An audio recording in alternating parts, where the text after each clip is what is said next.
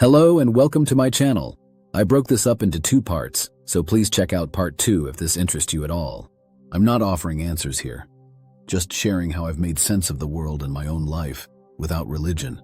I'm not trying to convert anyone or hand out gold stars. I never left religion. I was never in it. And while that puts me a bit on the outside of a lot of cultural conversations and society in general, it also gives me a somewhat unique vantage point. However, even having not been raised in a religious home, I still had social and cultural influences and pressures that demanded my attention. So I started asking the tough questions and kept at it until I found something that made sense. What follows is where I have landed to this point, though it is an ever-evolving process. I'm not totally sure why I'm making this video, to be honest. I think it's because I keep seeing these deconstruction videos and atheist reaction videos pop up on YouTube, and it got me thinking. There seems to be a lot of confusion about at least some non-believers. I thought maybe my own experience, having not left a religion, but rather having never believed in gods or the supernatural, might be a useful, unique perspective for anyone curious or questioning their faith. Just a little background. I was born in 1965 and I'll be turning 60 in a few months. I wasn't raised in a church. I wasn't handed a Bible and told to believe it. I didn't walk away from religion. I just never started the journey. My parents were theists but not religious. They were a sort of ambient spirituality without the scaffolding. My dad identified as a Reformed Jew, which seemed more like cultural heritage than theological commitment. My mom, well, her beliefs were the spiritual equivalent of grabbing random clothes out of a dryer and calling it an outfit. She was a theist, no doubt, but if you tried to press her on details, you'd get something between a fortune cookie and a YouTube rabbit hole. The real religious force in my young life was my aunt, a devout Southern Baptist who didn't visit often, but always made up for it with volume. She proselytized the way some people breathe, constantly and with great urgency. Because of her, and the outside influences of society, I investigated religion. I started with Christianity, given it was by far the most prevalent. I read the Bible cover to cover. It took me about 6 months. Having read it, I decided to start talking to people about it. What followed was 2 decades of debate. More like discussions ranging from civil to ridiculous. Sometimes in person, often online, with believers, apologists, and scripture citers of all kinds. And what I found, repeatedly, was that their answers were built on a kind of polished sand. Emotionally satisfying to them, maybe, but logically incoherent. The apologetics weren't answers. They were defenses of belief at any cost. Eventually, I got bored. Not because the questions were answered, but because the answers were always the same. Circular, evasive, or faith-based, which is to say lacking a reasonable foundation. Now, to be clear, this isn't just a critique of Christianity. It's simply the religion I encountered most often, culturally, socially, even inside my own extended family. I've spent far less time with, say, Hindu cosmology, Islamic theology, or more esoteric belief systems. But in the traditions I have explored, and I've explored more than a few, I've noticed a recurring pattern. The moment you tug too hard on the loose threads, the whole garment starts to unravel. I don't believe every religion has the same flaws. Some are more poetic than prescriptive. Some are beautiful as metaphors but break under literalism. Some are so culturally specific that they don't even pretend to offer universal truth.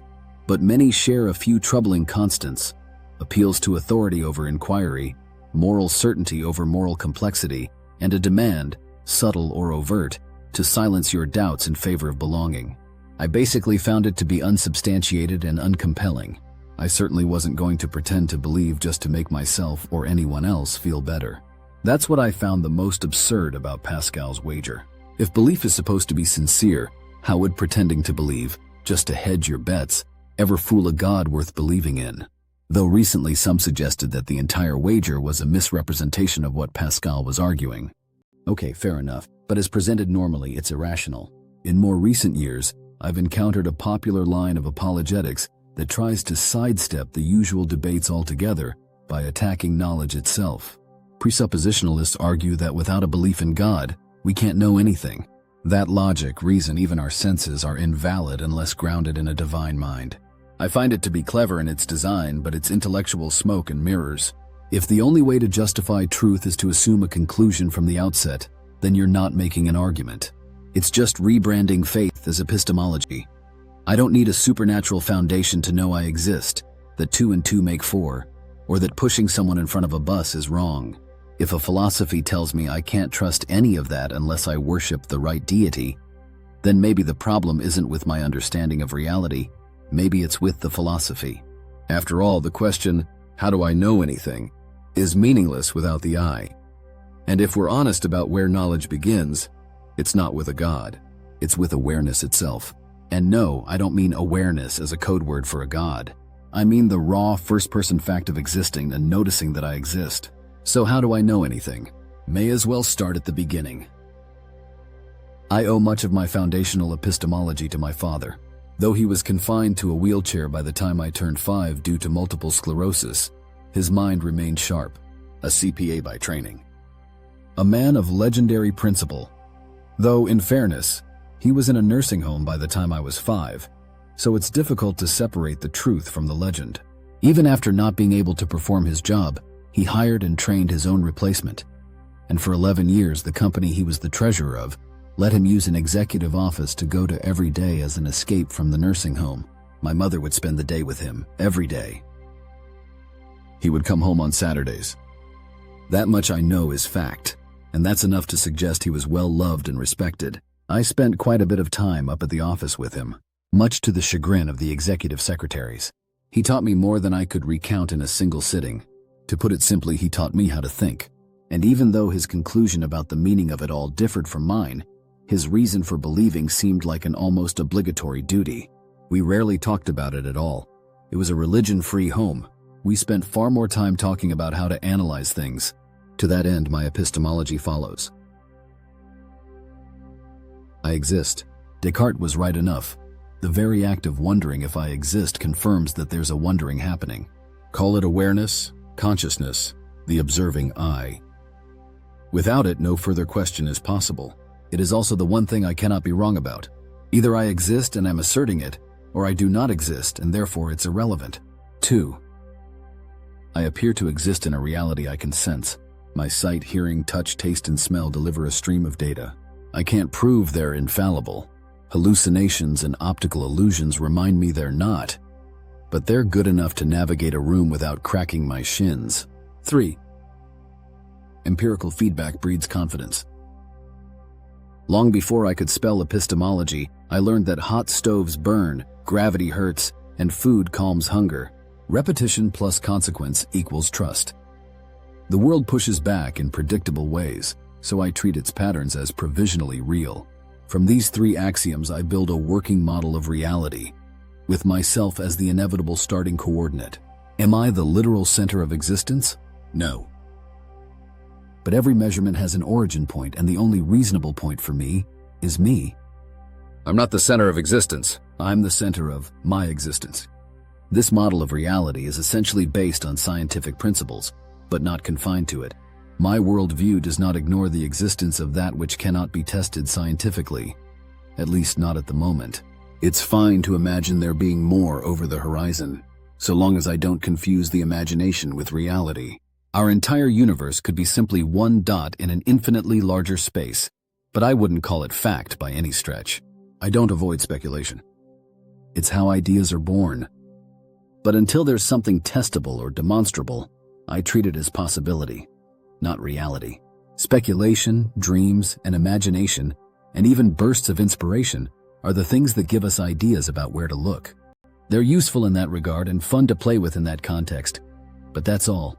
When I talk about how I know things, I'm not just describing abstract theories. It's personal. It shapes how I see the world, how I process grief, how I approach joy, and how I orient myself in a universe that doesn't offer any guarantees.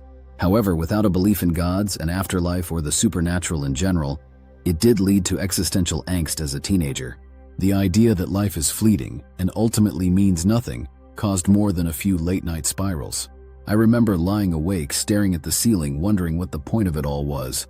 If I'm just a temporary flicker of awareness destined to be forgotten, then what's the point? I'm not exactly sure when it changed. There wasn't a single moment.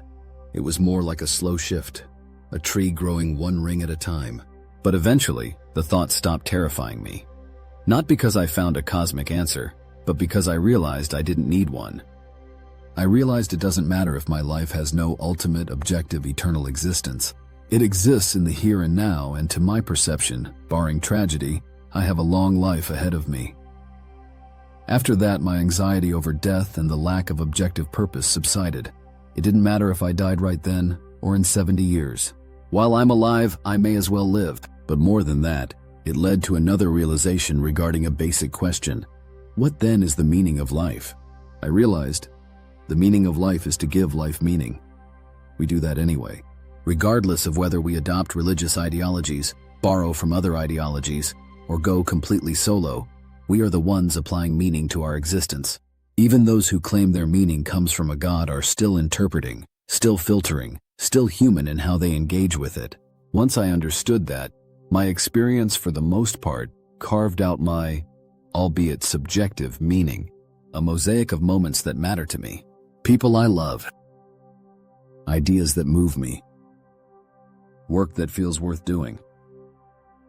The meaning I find is often small, sometimes spontaneous, and always mine. And oddly enough, the more I embrace that freedom, the less I worried about death. It may sound counterintuitive, but the older I've gotten, the less it has concerned me, because I've accepted my mortality and am focused on the part before death, the part I'm actually in. The only part I get anyway. I don't need eternal life to make this one matter. I don't need an objective purpose to give it weight. I just need to be present and honest enough to admit that this life is what I've got. And from that truth, I can build a life worth living. Not because it matters in some grand objective sense, but because here, for one thing, it sure beats the alternative, and for another, it works. It allowed me to live a rich and free life, without constant anxiety about it ending and being dust in the wind. That ends part 1 of my journey. If this interested you at all, please check out part 2, and feel free to leave a comment. I'm sure some will be less than, pleasant, but that's okay.